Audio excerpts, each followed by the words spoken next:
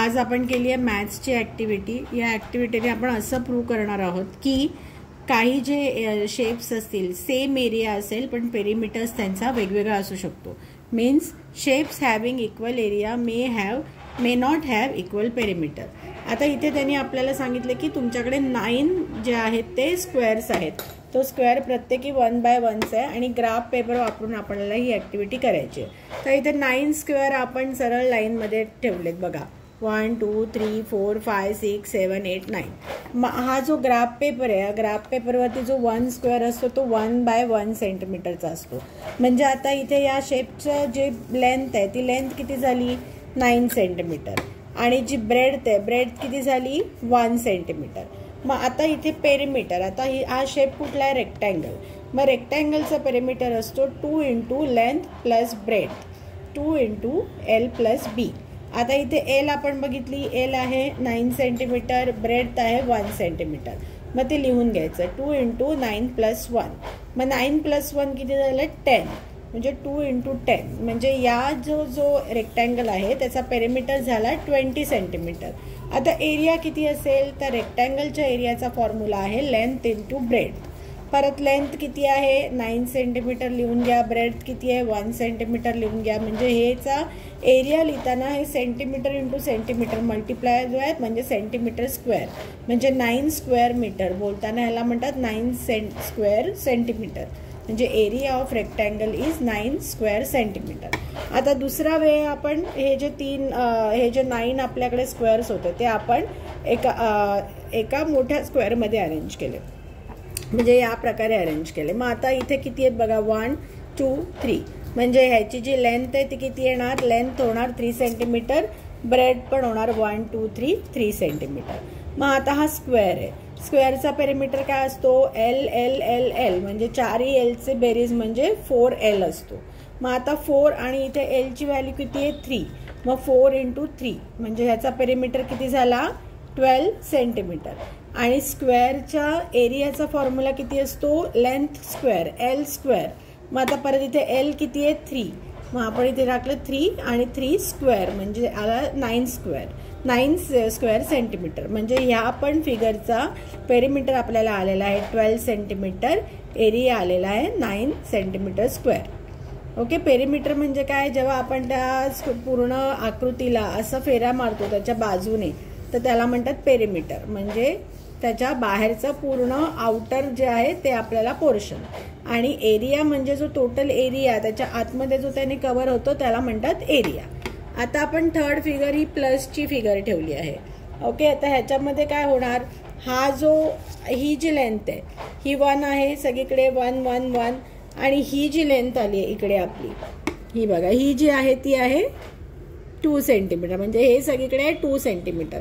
मग आता या डायग्रामचं आपल्याला काही पण काढताना ह्याला काय करायला लागेल, आपल्याला ह्याला डिवाइड करायला लागेल। म्हणजे हे काय झालं बघा 1 2 3 4, हे 4 रेक्टँगल आणि मधला स्क्वेअर। आता हे जे 4 रेक्टँगल आहे या सगळ्या रेक्टँगलची जी एक साईड आहे ती 2 सेंटीमीटर आहे बघा, ही साईड आहे 2 सेंटीमीटर आणि एक साईड आहे 1 सेंटीमीटर। म्हणजे हे जे 4ही रेक्टँगल आहेत ते सेम साईजचे आहेत। मग आपल्याला पेरिमीटर काढताना आपण काय लिहिणार, हे 5ही फिगर्सची बेरीज करणार आपल्याला 1 2 3 4 5। मग आपल्याला 1 2 3 4 हे जे आहेत रेक्टँगल ते सेम साईजचे आहेत म्हणून आपण लिहिलं 4, परत ब्रॅकेट्समध्ये लिहिलं। आता आपण पेरिमीटरचा रेक्टँगलच्या पेरिमीटरचा फॉर्म्युला आपण बघितला होता 2 इंटू एल प्लस बी, तो लिहून घेतला। म्हणजे हे पहिल्या 4 जे फिगर आहेत त्याचं हे आपण सॉल्व केलं। आणि 5वी फिगर ही स्क्वेअर आहे, हा स्क्वेअर आहे 1 बाय 1चा, म्हणून 5व्याचा स्क्वेअरचा आपल्याला काय असतं पेरिमीटरचा फॉर्म्युला 4 इंटू एल। सो आपण इथे लिहून घेतलं 4 इंटू एल। मग आता ह्याला सॉल्व करूया, 4 इंटू ब्रॅकेटमध्ये 2, आता इथे लेंथ किती आहे प्रत्येक रेक्टँगलची 2 आणि ब्रेड्थ आहे 1, आणि इथे या स्क्वेअरचे साईज आहे 1, मग इथे सगळीकडे लिहून घेतलं। मग आता ह्याला आतमध्ये आपण सॉल्व करूया, 2 प्लस 1 किती 3, इथे 4 इंटू 2 किती 8, म्हणजे 8 आणि 3 आतमध्ये राहिला ब्रॅकेटमध्ये, हे 4 इंटू 1 4 झाले। आता 8 3 जा 24 आणि हे 4 मग इक्वल टू झाले 28 सेंटीमीटर। म्हणजे ही जी डायग्राम आहे त्याचा एरिया किती झाला आपला, पेरिमीटर किती झालाय 28 सेंटीमीटर। आता आहे एरिया, एरियामध्ये पण आपल्याकडे आता 4 रेक्टँगल आहेत आणि एक स्क्वेअर आहे. मग 4 रेक्टँगलचा फॉर्म्युला काय आहे, एरियाचा L × B, त्याला आपल्याला 4ने मल्टिप्लाय करायचं आहे. आणि स्क्वेअरचं जे आहे एरिया ते आहे L². सो इथे झालं 4 × आता इथे लेंथ आहे रेक्टँगलची 2 आणि ब्रेडथ आहे 1.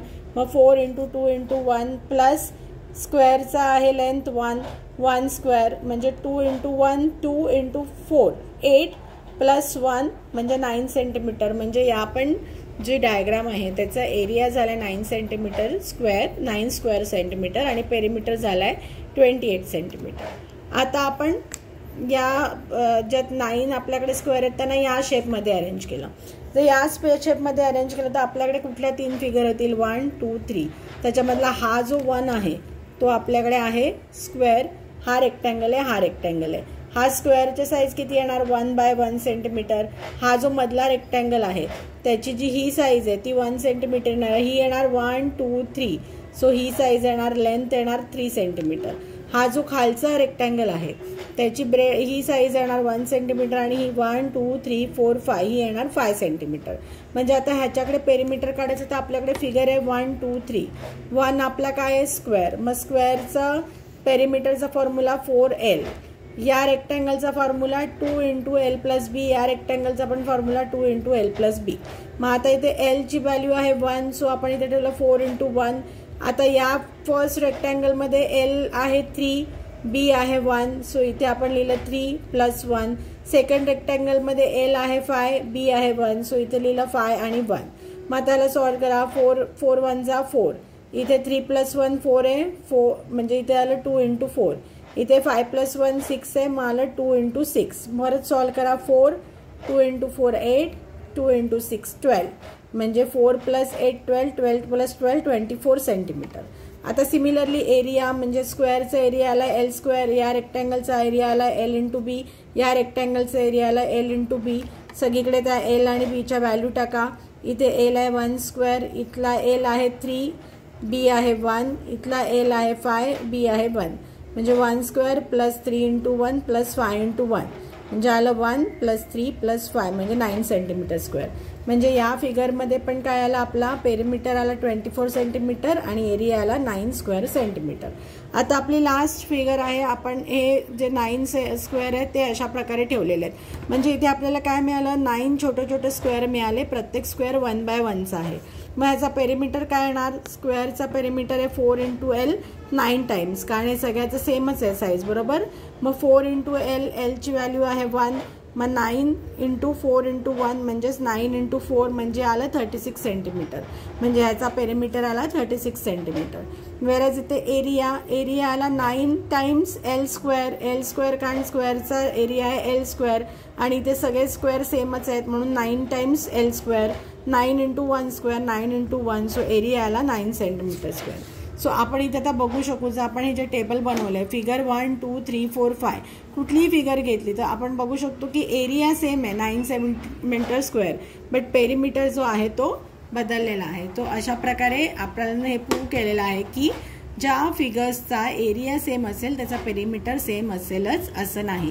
तर अशी मॅथ्सची ॲक्टिव्हिटी ह्याच्यामध्ये आपण वेगवेगळ्या गोष्टी शिकलो. पहिले तर रेक्टँगलचा पेरिमीटर कसं काढायचा, रेक्टँगलचा एरिया कसा काढायचा, स्क्वेअरचा पेरिमीटर कसं काढायचा, स्क्वेअरचा एरिया कसा काढायचा हे शिकलो. जर अशा कॉम्प्लिकेटेड फिगर असतील तर त्यांना कसं डिस्ट्रीब्यूट करायचं रेक्टँगल आणि स्क्वेअरमध्ये आणि एकेका फिगरचं पेरिमीटर आणि एरिया काढून कसं ॲड करायचं हे शिकलो. आणि मेन कन्सेप्ट काय शिकलो की एरिया सेम असू शकतो, पेरिमीटर वेगळा असू शकतो. तर हे ग्राफ पेपरवर आपण केलं आहे, कारण म्हणजे 1/1चं जे आपल्याला काढायला जे होतं ते सोपं होतं. तर अशा प्रकारे ही मॅथ्सची ॲक्टिव्हिटी झालेली आहे.